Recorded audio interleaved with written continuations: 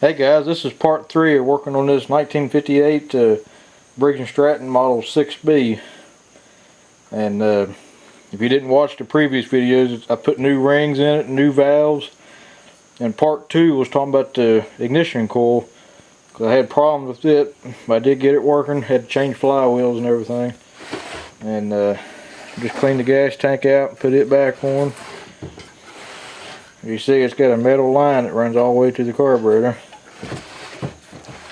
This is the throttle here. It's the weight of the rod acts like a governed idle. You can pull up on it, it'll idle down. And that's your throttle right there, like that. Your choke's down here, it's broke, but it is the choke. So we're going to take it out and start it up for you.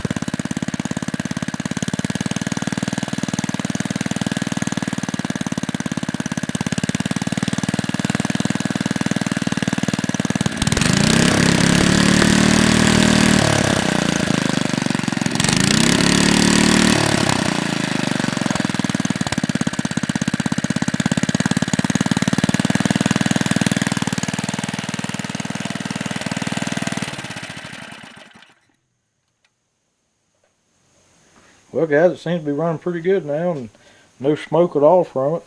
And the only problem I'm having is sometimes the recoil doesn't want to catch, so I probably have to get another clutch for it or take that one apart and clean it and see what's going on with it. But other than that, it's running pretty good. So if y'all got any questions or comments about this type of engine, feel free to leave a comment below and I'll get back to you as soon as I can. So thanks for watching. Catch you later.